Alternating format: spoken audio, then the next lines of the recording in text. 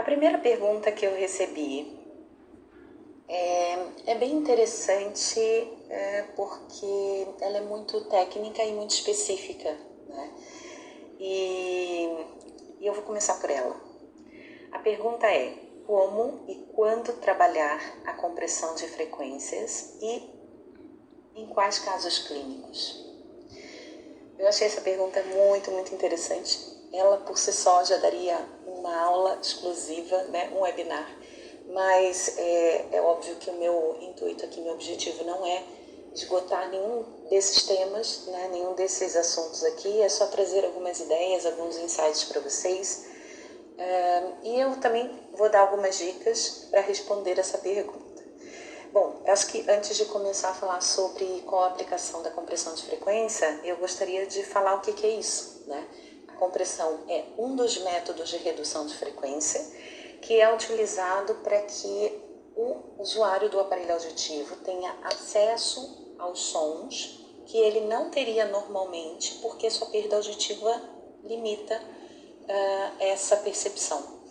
Por exemplo, o paciente tem uma perda em rampa, que começa lá em 10 ou 20 e termina em limiar ausente, em 8.000, ou então em 120, né? Então ele tem aquela rampona lá. Nesses casos é muito provável que o paciente tenha uma zona morta na cóclea.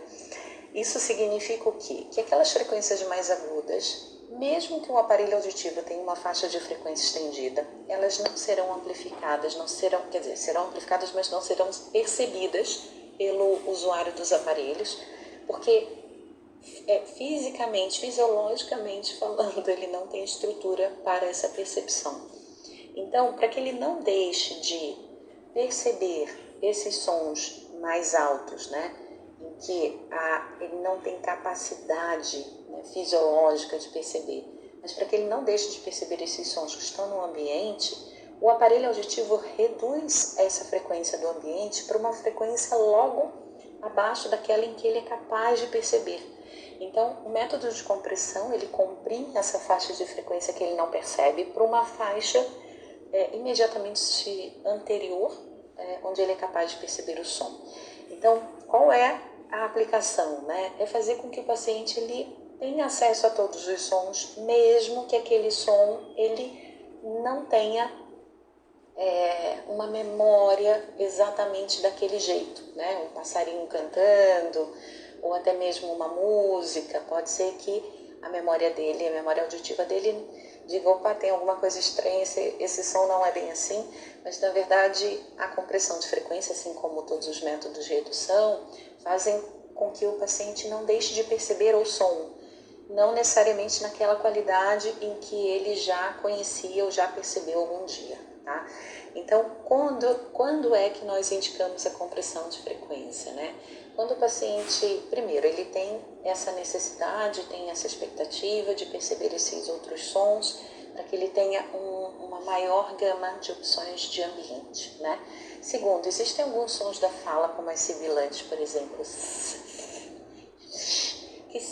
que têm frequências muito agudas e que, às vezes, dependendo da perda auditiva desse paciente, ele não vai ser capaz de perceber. Isso pode comprometer a inteligibilidade de fala. Então, a compressão de frequência, ou método de redução qualquer, também auxilia nessas situações. Agora, as dicas que eu tenho para dar, assim, a experiência minha e que eu vejo que funciona. O paciente, quando precisa dessa estratégia, e a estratégia de compressão, ela é uma abordagem clínica, ela é uma estratégia, uma conduta, né? Ela não é necessariamente o tratamento em si. O tratamento é a amplificação e a compressão, o método de redução, é uma estratégia, ou seja, eu não preciso necessariamente começar o tratamento nessa estratégia e eu tenho que entender em que momento eu vou dar a máxima audibilidade para esse paciente. Consequentemente, eu vou dar maior acesso aos sons da fala e aos sons do ambiente, e eu posso eventualmente começar essa estratégia nesse momento, né? Depois do paciente ter se adaptado ao uso dos aparelhos, por exemplo. Então, quando começar a utilizar a compressão, depende da estratégia, da abordagem terapêutica que vocês vão usar para cada paciente, né? Agora, uma outra dica que eu quero deixar aqui também é possível acionar a compressão de frequência dentro de um programa, né? Então, eu não preciso necessariamente colocar no programa universal, no primeiro programa, no automático. Eu posso criar um programa. Eu acredito que todos os softwares permitam isso, então é possível criar um programa e ativar a compressão de frequências dentro desse programa.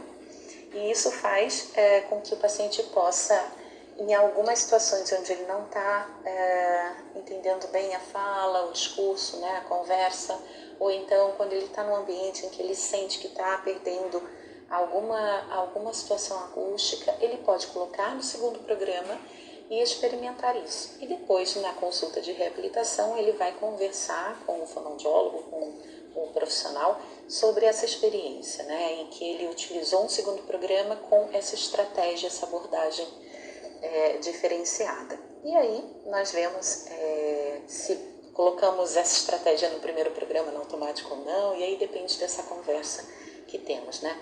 Em alguns aparelhos é possível, pelo data logging, né, você conseguir ver, eu acho que em todos os aparelhos, em todos os softwares, mas verifique se no software que você trabalha é possível ver o tempo em que o paciente passa em cada um dos programas, que essa daí também é uma boa dica. O paciente nem precisa se lembrar, basta ele mudar o programa para ver qual que ele sente melhor, ele não precisa necessariamente anotar, eu fiquei tantas horas no programa 1, tantas no programa 2, ele não precisa se preocupar com isso, porque o aparelho costuma fazer essa leitura e o profissional depois pode fazer essa checagem, essa verificação no software, né? Então, eu responderia essa pergunta dessa forma. Não sei se alguém tem uma experiência diferente, gostaria de contar aqui.